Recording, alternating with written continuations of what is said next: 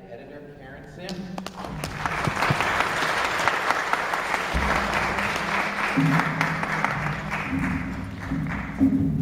So, Karen, welcome. I'm so glad you could join us. Tell us a little bit about when you began to get involved in the project. Was it after most of the shooting had occurred, or were you part of the content development as well? This is the second film I've worked with Liz, so Liz is a great collaborator, and so right from the beginning, when she came up with this idea of doing this film, immediately we were on the phone, and so I was part of the development process, and we picked a story. Actually, that story didn't end up in the film, and it's part of the DVD extra. But so I was there, and then we sort out, things like how should we shoot the interviews, because that's such a large part of it. We decided on green screen so that we have some flexibility with the various stories, and since Marty was sort of a guide throughout the film, and we wanted we wanted to try something that's a little bit different. So talk to us a little bit about if you could speak for Liz a little bit, what drew her in particular to examining this theme now? Was it just sort of in her genes because of her father, or was there a specific incident that got her interested in investigating free speech? I think, she actually used the phrase, "it's in my DNA." Many of those discussions that you hear here was her dinner conversations with her dad, and it's, obviously you can see it's, Marty's great passion, free speech. And so she grew up with that, and then, as, after 9/11 and the story that we began investigating was the school play that was shut down because it was deemed anti-war and patriotic. And so, and then I think it was also at the same time when Marty got called by Don Imus to represent him. And so there were all these back and forths between them about, the state of free speech and what does it mean nowadays, with the various technology as well as, being at war again. So, and HBO, as usual, very supportive and was very much interested, and thought Sheila said, it'll make a lot of noise. One of the things that I really like about the film is your decision to include the Chase Harper story, because I think you come to, you assume that a documentary about free speech is going to be all about free speech on the left in a way, and his story makes others uncomfortable, and I'm wondering whether that was a deliberate plan from the beginning, or whether halfway through you realized, let's have another angle on this. No, it was definitely right from the beginning, as you see with Marty's involvement with the Skokie case. He always say, my devotion to free speech is absolute, not abstract. And if you believe in free speech, you have to believe it for everyone.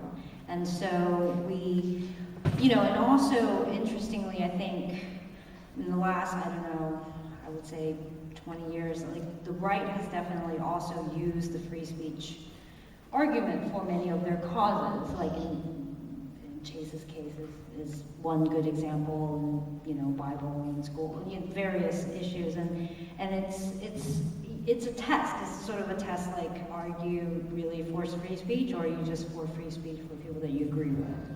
And so it wouldn't be complete if we didn't examine that. One last question for me.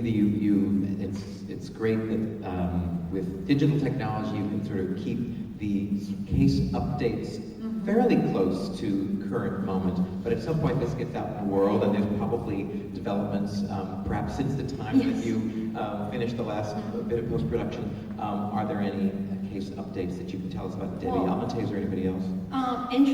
The most interesting was Ward Churchill.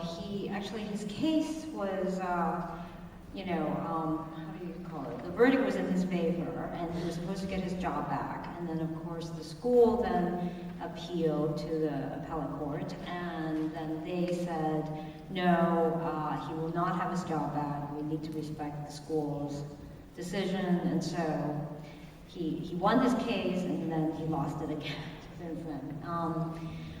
Debbie is still fighting. You know, things like this takes a very long time, and it's a tough one. That's going to be a tough one for her. I mean, she just wants her job back, and then Chase is pretty much, you know, and you know, now we have a new administration, and we'll see. Well, no doubt there will be further issues as time passes. Yes, raise your hand, and a volunteer will find you, and you can ask Karen a question. Hi, I thought the film was wonderful. Thank you. I went to law school at the University of Illinois, where Judge Posner is revered as an intellectual, and I was very surprised just to hear him speak and see how he presented.